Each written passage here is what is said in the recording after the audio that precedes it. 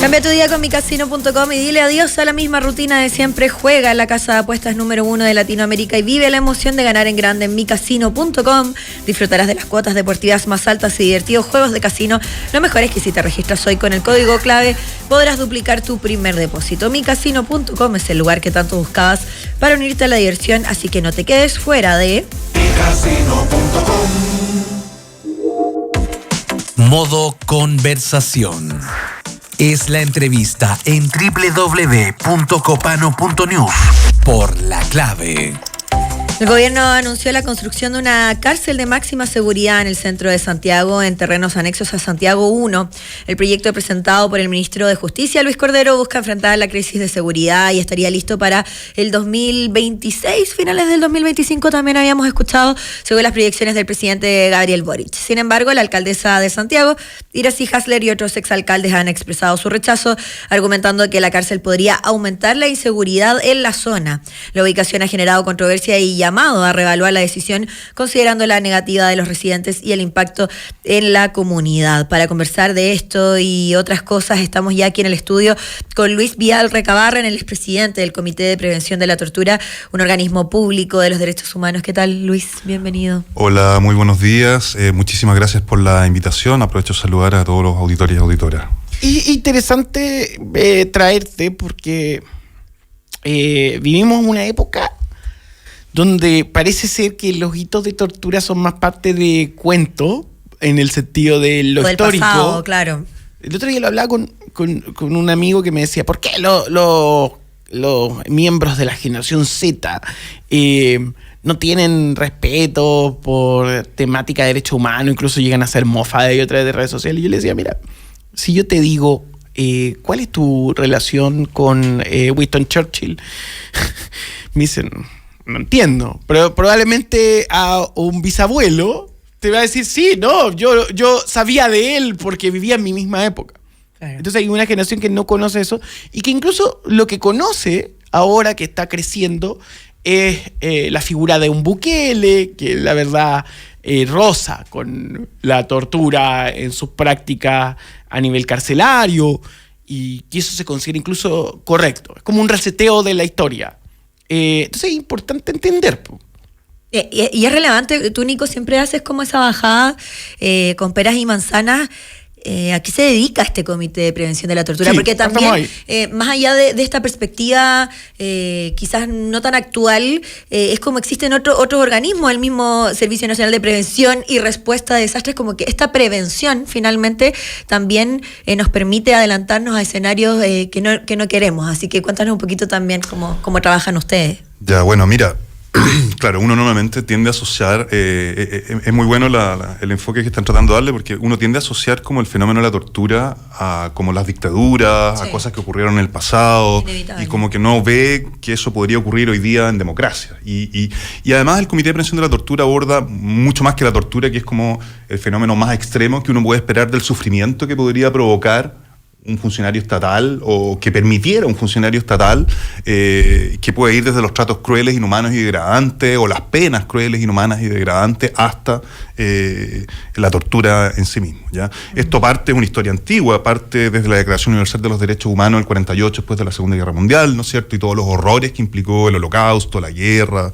el nazismo, y el compromiso de los Estados a que esto no volviera a ocurrir nunca más, ¿ya? Y ahí hay una prohibición absoluta de la tortura, ¿ya? Y a partir de ahí no pasan muchos años, está el Pacto Internacional de Derechos Civiles y Políticos, qué sé yo, que vuelve a prohibir la tortura, la Convención contra la Tortura del año 84, que es ratificada por Chile el año 88, ya en plena dictadura, de hecho, ¿ya? Claro, hasta ahí esta prohibición está muy rodeada en torno a lo que es lo sancionatorio, ¿ya? O sea, cuando existen actos de tortura o malos tratos, se busca la persecución. Y lo que se va constatando, y ahí hay un trabajo muy importante de la sociedad civil, de la Cruz Roja Internacional en particular, es que esto no está dando resultado porque siguen habiendo malos tratos de parte de agentes estatales hacia las personas. Y situaciones de tortura. Entonces se crea lo que se llama el protocolo facultativo de la tortura. Y el protocolo facultativo de la tortura es un instrumento internacional que Chile también ratifica, que es del año 2002, y que propone varias cosas, entre otras que lo que dice la convención debe estar en la legislación interna. Entonces sepan ustedes que en Chile El delito de tortura no existe en nuestro Código Penal hasta el año 2016. ¿Ya? Wow. Y eso tiene que ver con que Chile ratifica el protocolo facultativo de la Convención. Ahora, voy a ponerme en plan como aluminio en la cabeza, como ponerme el aluminio en la cabeza. Cuando dices ratificó, ¿lo ratificó frente a la ONU? Ah, por supuesto, es una firma, porque Chile es parte de Naciones Unidas, digamos. Ya. Y eso genera un montón de obligaciones. Vamos a poner nuevamente ahora un parche en la oreja y con la cabeza de aluminio. Pero, ¿eso tiene relación con la Agenda 2030? No, pues esto es muy anterior, digamos. Esto es del año 2002, digamos. Ya esto es muy, muy anterior. De hecho, este protocolo facultativo se viene conversando desde hace muchísimos años, digamos, ya, porque justamente lo que empieza a constatar la Cruz Roja Internacional es que siguen un método distinto a la persecución de la tortura a través de los tribunales. Es que cuando uno hace visita a determinados lugares, a lugares donde hay personas que pierden la libertad de desplazamiento, que no son solo las cárceles, son hospitales psiquiátricos, son comisarías, son residencias donde hay niños, son centros de justicia juvenil, residencias de adultos mayores. Bueno, eso genera un efecto disuasivo, ¿ya? Y que a través de una mirada un poco más integral, que no solamente el trato, es tratar de entender por qué en determinadas situaciones personas que tienen a su cargo el cuidado, la custodia de personas, pueden infligir malos tratos hacia ella. Luis, primero, muchas gracias por esta conversación. Porque es una conversación directa y una conversación necesaria que tenemos que tener. Sobre todo con el tema Voy a de esta partir de nueva una cárcel. pregunta tan imbécil, tan estúpida, pero que porque estamos alejados de esto. La tortura, ¿por qué? No, vamos a poner el aluminio. ¿Por qué la tortura es mala? ¿Qué es lo que pasa en una tortura? Yo sé que esta pregunta hace muchos años no te la hacen, pero ¿por qué? Es muy porque buena, la gente puede decir... No, la pregunta no tiene nada de tonta, es una muy buena pregunta, porque hay alguien que podría decir, ¿sabéis qué? Yo estoy en mi casa y me asaltan. Yo me siento torturado, porque salgo a la calle y tengo miedo. Entonces, ¿por qué no le puedo responder a alguien esa altura? ¿Para qué decir en el caso de las cárceles? Bueno, las cárceles, vamos a separar las cárceles como hito para luego profundizar. Bueno, la tortura es muy importante prohibirla y porque también habla de cuán civilizados estamos o somos, digamos. ¿Ya? Eso es lo primero que es como súper importante, digamos. Y entonces, y el segundo elemento que es relevante es que normalmente es infringida, realizada a través de un agente del Estado. Y el Estado, respecto a las personas, a la sociedad, siempre tiene una simetría de poder hacia las personas. El Estado tiene mucha fuerza, tiene el poder, tiene el monopolio de la fuerza. Y por lo tanto eso genera muchísima responsabilidad. Y un mal uso de eso, digamos, puede generar mucho sufrimiento. ¿Sabéis qué? Lo veo en un aspecto doméstico de un debate internacional que acá ha pasado piola, pero que nos adelanta un poco el tono de lo que puede pasar. Cuando en este momento en Argentina hay todo un debate sobre el trato y lo que llaman la pedagogía de la crueldad que aplica el gobierno de Javier Milei en relación a ciudadanos que son periodistas. Milei lo que hace es retuitear a través de su cuenta a personas que insultan periodistas o los descalifican en relación a las ideas que plantean que van como respuesta a la administración en acción. Entonces lo que se dice es que él es el presidente. Y el presidente tiene muchos vehículos a su disposición. Entonces hay una asimetría de poder. Imaginémonos que esto no es pequeño, es gravísimo para la libertad de expresión, donde un presidente retuitea a un ciudadano que insulta a un periodista. Es como decir, Fran Huerta, vendida, recibe plata, retweet del presidente. Eso es asimétrico, porque el presidente tiene otra escala de recursos a su administración para poder generar la conversación. Entonces, cuando sucede esto, que el Estado tiene elementos para torturar, ejemplo, la policía, las policías, es asimétrico, porque las personas no tienen la misma herramienta. A eso se refiere, ¿no? Claro, imagínate, tú ahí me hablas de una asimetría de poder, pero imagínate eso en un lugar de privación de libertad, donde toda tu vida está normada por otros. Toda tu vida cotidiana, el día a día, desde que te levantas hasta la hora en que te levantas, la hora en que almuerzas, la hora en que ves gente, la hora en que haces ejercicio, la hora en que ves televisión, en que puedes mirar un libro, la hora en que puedes relacionarte, contactarte con tus seres queridos. Todo eso está sujeto a normas que no dependen de ti. ¿Ya? Yo necesito ir al médico, no puedo salir del lugar para ir al médico, alguien me tiene que llevar. ¿ya? Entonces, si me impiden ir al médico y yo tengo una dolencia grave, una enfermedad crónica, bueno, eso ya es un maltrato. Ya así de fácil, digamos. ¿ya? En el aspecto más doméstico. Ahora, salgamos del tema doméstico y llevémoslo al tema de las cárceles. Sí, bueno, es súper relevante conversarlo contigo porque tú eres experto encargado del área de penitenciaría y has hecho hartas columnas últimamente sobre esta nueva cárcel anunciada, una cárcel de alta seguridad. Y también queremos ver cómo ustedes como comité están actuando respecto a esto, porque también hay que prevenir, y no solo en esta nueva cárcel, sino en las que ya están. Entonces, cuéntanos un poco cómo ha sido este trabajo de cara a los anuncios que ha generado el gobierno en los últimos días. Bueno, nosotros realizamos una visita a la cárcel de alta seguridad en diciembre del año pasado y veníamos observando esto, más que solo máxima, veníamos observando el aislamiento en cárceles desde el año 2022. ¿Por qué? Porque el aislamiento, en definitiva, es una de las situaciones de mayor vulnerabilidad a la que puede estar expuesta una persona cuando está privada de libertad.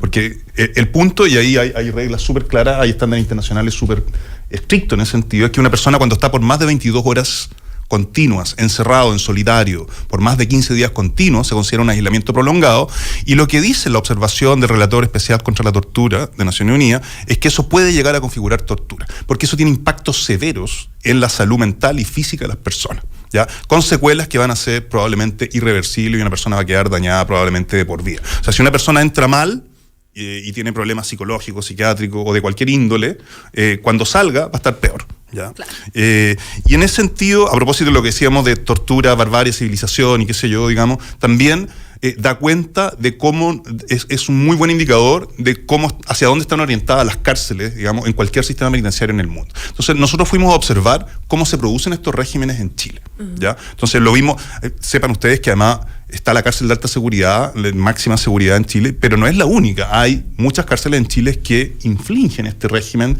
de máxima seguridad en secciones, en Arica, en Valdivia, en Biobío, en Rancagua, en Valparaíso. Entonces no es la única, es un régimen muy severo que tiene un impacto muy fuerte y que es muy utilizado en distintos tipos de situaciones para distintos tipos de internos, desde personas que tienen problemas de salud mental, personas que necesitan protección o incluso, claro, para personas que tienen delitos de alta connotación social.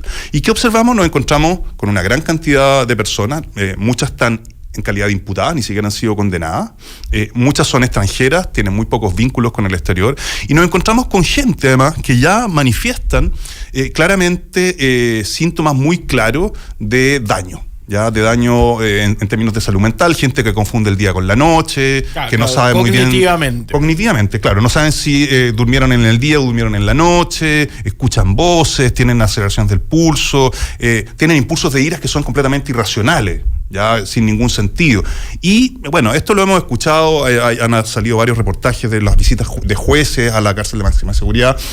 Hay un par de notas que han salido también ahí hablando de esto, nosotros lo decimos en nuestro informe, y es que en definitiva es gente que siente que tiene mucha incertidumbre, pierde completamente la esperanza y que siente que no tiene nada que perder si se enfrenta con la autoridad, de hecho. ¿Ya? Y respecto a eso mismo, a la autoridad y al rol del poder que tú mencionabas, ¿cómo se está trabajando desde ya en las cárceles que están y en esta próxima cárcel con Gendarmería, que al final es la relación directa que tienen ahí los reos en el día a día? Y que es quienes, bueno, pueden ejercer este tipo de todo, de violencia, de esta relación diaria. Ya, o sea, hay que pensar que igual este es un régimen en el cual los reos tienen bastante poco margen de negociación, ni de conversación, ni de diálogo con la autoridad. De hecho, tienen 2 horas de patio o menos al día, tienen muy poca actividad física y no tienen casi ningún tipo de actividad. Ya, había un profesor de educación física que iba una vez a la semana. ¿Eso es en general en todas las cárceles? No, eso es en máxima seguridad. Específicamente. Eso es en máxima seguridad, ya, claro. Entonces, no sé si tu pregunta se refiere solo a máxima o te refieres a todo el régimen penitenciario. General, pero hagamos la distinción. Ya. No, a ver, es que son cosas muy distintas. O sea, yo creo que el régimen de máxima es una cosa, ya, que es un régimen que, como te decía, se aplica en distintas cárceles en el país, ya, no con toda la severidad que existe en la cárcel de alta seguridad, de máxima seguridad, el REPAS, ya, que está acá en Santiago, ya. Y ahí, claro, lo que encontramos es que en general hay muy pocas actividades para las personas privadas de libertad, y lo que nosotros estamos empujando, en definitiva, es que podamos tener un enfoque a la gestión penitenciaria que sea más integral. Un poco lo que les he explicado, o sea, en términos de que uno no puede explicar solamente el trato o el maltrato en base al uso de la fuerza o la violencia, digamos. O sea, uno tiene que ver que hay una serie de circunstancias que llevan a esa situación, ¿ya? Y eso tiene que ver con la formación del personal penitenciario, con la disponibilidad de actividades, con la estructuración de la vida cotidiana al interior de una cárcel. Y ahí estamos bastante al debe, la verdad, ¿ya? O sea, en general en las cárceles la oferta programática es bien escasa. La mayor parte de la inversión pública en ese sentido está destinada a la seguridad, a que las personas no se fuguen a su custodia, ¿ya?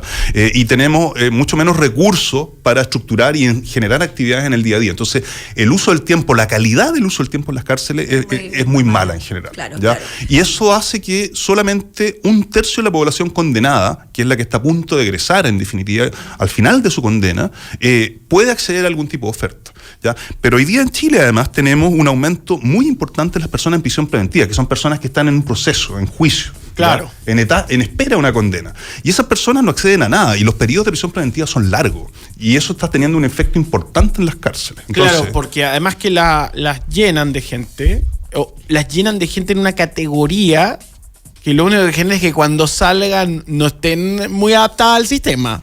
al sistema social, dices tú. Claro, a la sociedad. O sea, nosotros mismos creamos los villanos de Batman, como dice una amiga. O sea, la cárcel genera un daño importante en las personas, eso es bien evidente, digamos, y en definitiva además también las conecta, y eso también está súper estudiado. O sea, hay un académico que se llama Benjamin Lessing, que ha estudiado cómo el crimen organizado en otros países, en Brasil en particular, lo que se conoce como el primer comando de la capital, por ejemplo, desarrolló toda su estructura criminal a partir de la cárcel, ¿ya? Y justamente logró reconstituir y construir estructuras criminales reclutando personas al interior de la cárcel, digamos, y eso porque el Estado en definitiva fue cediendo espacios que debería haber ocupado.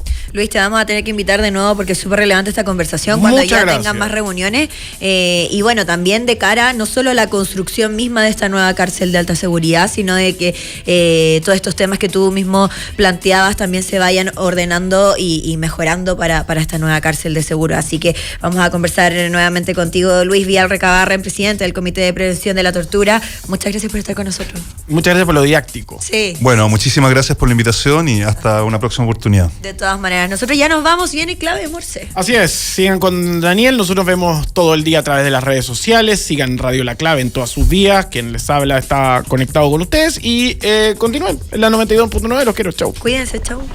Micasino.com, la mejor red de apuestas de Latinoamérica, presentó Copano.news en La Clave.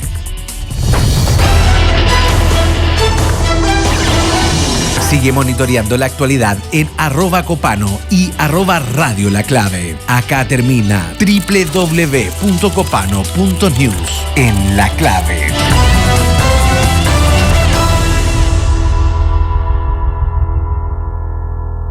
Descubre la magia del invierno